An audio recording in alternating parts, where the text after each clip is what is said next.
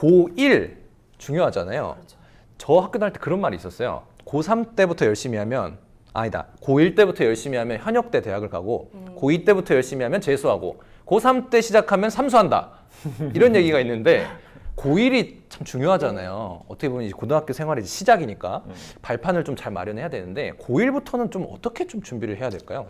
우리 1학년 담당하시는 네. 아, 예.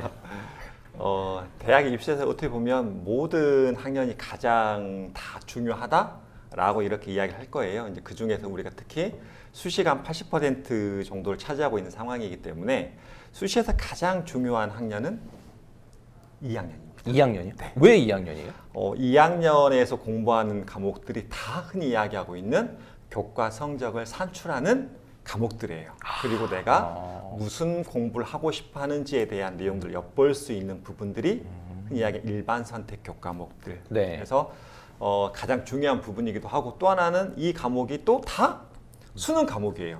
아, 그게 또 그냥 그대로 이어지는 거네요. 그래서 이 부분에서 가장 중요한 부분은 어떻게 보면 2학년이야 라고 이렇게 이야기할 수 있는데 또 다르게 생각해 보면 아니야 1학년도 매우 중요해. 왜?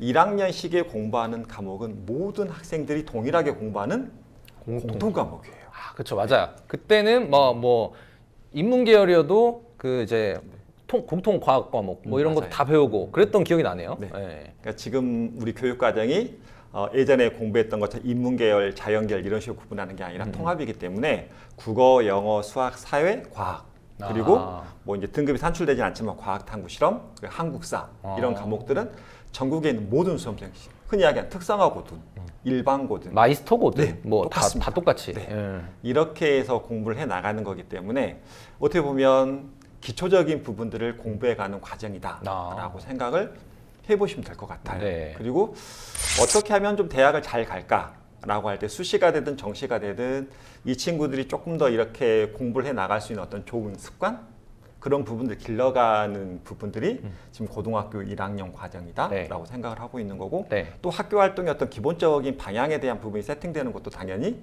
1학년 시기예요. 그러니까 1학년 시기는 나의 어떤 진로에 관련된 부분이 명확하게 드러나 있지 않아도 돼요. 그러니까 두루두루 내가 관심을 갖고 열심히 해보고 싶어하는 활동들에 대해서 적극적으로 참여하는 거죠. 그러니까 말 그대로 네. 이제 점차 빌드업을 쌓아가기 위한 어떤 기초 다지기 작업을 네, 1학년 때 맞습니다. 해야 된다는 거네요. 네, 네. 고1 때 특별히 이거는 준비해야 된다 이런 게 뭐 있을까요?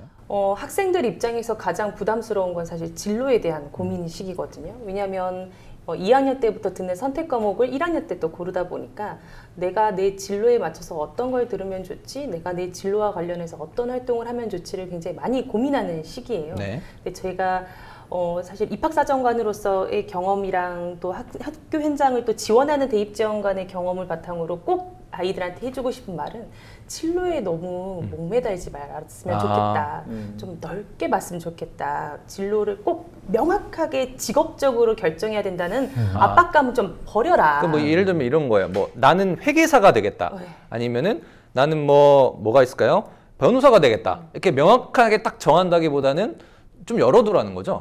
네, 그러니까 명확하게 정해져서 그걸 맞춰서 하면 또 좋겠지만 사실 그렇지 않은 아이들도 많긴 하거든요. 네. 그리고 설사 그렇게 지역적으로 생각을 해보면 아이들이 여기서 필요한 내가 학교 안에서 길러내야 되는 자질이나 전문적인 공부에 대한 감을 좀 찾아갈 때 어렵게 생각을 하는 경우들이 있어요. 네네. 그걸 좀 폭넓게 진로 역량적인 차원에서 접근을 한다면 저는 이제 진로에 대한 고민을 할 때 내가 어떤 일을 하는 걸 좋아하고 또 어떤 일을 할 때 잘할 수 있을 것 같고 나는 어떤 어른으로서 사회에 조금이라도 도움을 주고 싶지라는 기준을 좀 시간이 많이 걸리더라도 고민을 해봤으면 좋겠고 그 고민이 끝나면 나는 이런 분야 뭐 아니면 이런 스타일의 일을 하고 싶어. 근데 그런 일을 하기 위해서는 이런 자질을 또 길러내는 게 필요할 것 같고 이런 공부를 하는 것도 필요할 것 같아. 네. 그럼 그 공부를 한다면은 고등학교 때 내가 뭘 해보면 좋을까? 뭘 선택하면 좋을까? 이런 식으로 접근을 해본다면 네.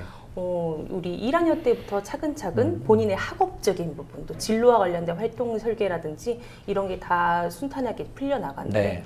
난 기자일 거니까 신방, 이거 신방과 가고 신방과 갈 거면 신문 뭐 이런 것 신문 스크랩 해야 될 것 같고. 아니면 뭐 방송반 활동해 볼까 아. 이렇게 하면 굉장히 선택의 폭이 좁아져요. 맞아. 제가 그랬던 것 같아요. 그러니까 제가 이제 길을 못 찾았던 게 그런 이유가 아니었을까라는 생각이 또 드는데요. 그 10년 전에 두 분을 만났으면 제가 좀 달라졌을까요? 어떻게? 좀 모르겠습니다. 그러면 이 자리에 없을 것 같은데.